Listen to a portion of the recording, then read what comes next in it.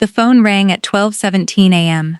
I was half asleep in my recliner, knee throbbing from the cold, when the screen lit up. Emily, my daughter. Dad, why is your face on every news station? Real crying, not the polite kind. And right there, before she said another word, I knew exactly what she meant.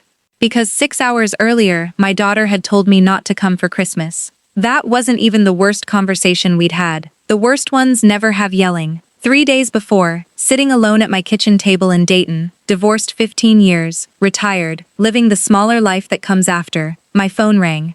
Emily. Mom and Gary are hosting Christmas this year.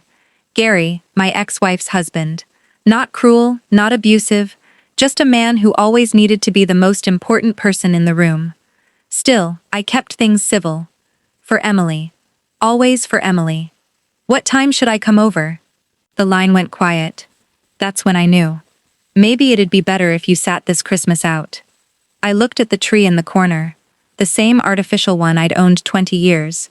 Ornaments Emily made in elementary school, still hanging on it. I'd kept them longer than she'd kept me. Please don't take this personally, she said. There was no other way to take it, but she wanted permission to hurt me, so I gave it to her. I understand, sweetheart. A lie, smooth as anything. I wasn't angry after. Just tired, the kind of tired that's hard to explain past 60, like you'd carried something heavy for years, and nobody noticed. The next morning I went shopping anyway. Gifts for the grandkids. For Emily, something meaningful. 2 nights building a photo album. 30 years of memories she'd probably forgotten existed. Christmas Eve, gray and cold. I drove to her subdivision, sat in the driveway watching the lights and movement through her window. I almost walked to the door. Instead, I left the gifts and the album on the porch, no note, and drove home before anyone saw me. Or before I saw them. That evening I watched old home videos. Emily at 8, riding a bike for the first time. My younger voice telling her, "You got it," and letting go. Around 8, my phone buzzed. The community warming center needed volunteers. I'd helped there for years. Nothing heroic. I went. Driving home after, through thickening snow, I found a church shuttle bus off the road in a ditch. Elderly passengers inside. One crying, one hurt. A damaged power line drooping too close for comfort. I climbed aboard. "I'm David. Help is coming." Kept everyone still until first responders came. Helped 2 women off the bus once it was safe. And hit black ice, went down hard, twisted my knee. A local news crew filmed the whole thing. Asked me a few questions. I answered without thinking. Cold, tired, ready for my own bed. By the time I got home past midnight, my knee wrapped and my hand bandaged, I thought that was the end of it. Then my phone exploded. Emily, shaken, seeing my face on every channel. "Why didn't you tell me where you were?" I almost laughed. 6 hours earlier, she'd told me exactly where not to be. The calls kept coming. Linda, uncomfortable. Gary, oblivious and cheerful, insisting Emily felt terrible. By morning, a 20-second clip of my interview had gone viral. A reporter asking if I had family waiting. Me answering honestly, "Not tonight. My daughter asked me not to come this year." No anger in it, no bitterness. Just true. And that was exactly why people couldn't stop sharing it. Thousands of comments.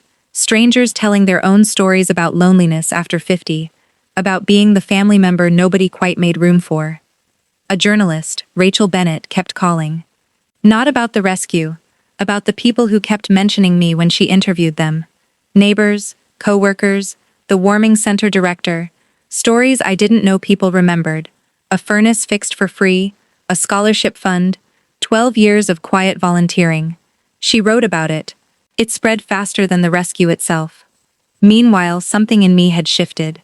Emily texted daily, small things, trying to reconnect.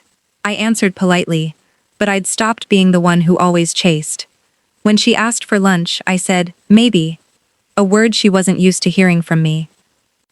Then Gary, interviewed on another local segment, called me a great friend of the family, and a reporter turned to Emily standing nearby. "Did your father always volunteer like this?" She hesitated. Just a second, but the internet noticed, and people started asking why. If everyone was so close, I'd spent Christmas alone. Nobody had a good answer.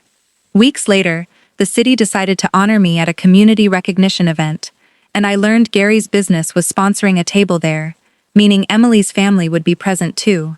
I almost didn't go. I went anyway, navy blazer tight in the shoulders, and spotted them across the room. A small wave, distance, that felt bigger than 30 feet. On stage, the host asked what the hardest part of that night had really been. I hadn't planned an answer, but the truth came out anyway. Helping those people wasn't the hardest part. The hardest part was realizing my daughter thought someone else deserved my place at Christmas. I hadn't raised my voice, hadn't named anyone. The room went silent, and I saw Emily's hands cover her mouth, tears falling. The quiet, painful kind. Afterward, in the lobby, she found me. I am so sorry.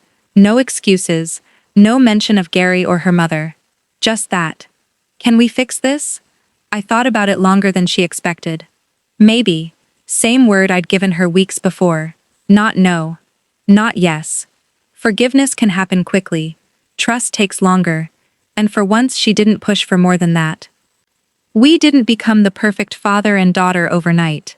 We moved carefully, like people crossing thin ice. When she canceled a lunch with the grandkids last minute, I didn't swallow the disappointment the old way. I just said, sure, let me know when you have another date. A small boundary. Mine. I met with my attorney and updated my will. Not out of anger, out of clarity. Emily would still inherit, but so would the warming center and a trade school scholarship fund, and a trust for the grandkids. When Emily later asked for help with a car down payment, and admitted the money she'd saved had gone into a deal Gary suggested, I told her no. I'm retired. I don't need to keep solving problems I didn't create. She didn't argue. A week later she called again. Not for money, just to talk. I kept volunteering. One afternoon, Eleanor Brooks, 78, sharp-eyed, one of the women from that shuttle bus, walked into the warming center and pointed at me. You're the man who kept telling me not to apologize for walking slow. She started showing up every Thursday after that, organizing donated coats like a military operation. Emily met her once. It was awkward. Then Eleanor shook her hand and said, your father is stubborn, but useful. We both laughed. It felt like a small repair. By summer, Emily and I were having dinner once a month, just us. Uncomfortable at first. I think I was trying so hard not to upset Mom that I forgot I was hurting you, she admitted once. I didn't soften my answer. Truth spoken gently is still truth. In August, the state gave me a Senior Volunteer Recognition Award. One invited guest. Emily hoped, quietly, that it would be her. I told her I was taking Eleanor instead. A pause, then. That's good, Dad. She should be there. Not because Emily got what she wanted, but because she'd learned to accept what she didn't. That was the moment I knew we might actually be all right someday. At the ceremony in Columbus, Eleanor squeezed my arm before they called my name. Don't trip, she whispered. I walked up with a sore knee and a heart that had finally stopped chasing the wrong kind of approval. Driving home, a text came from Emily. Proud of you, Dad.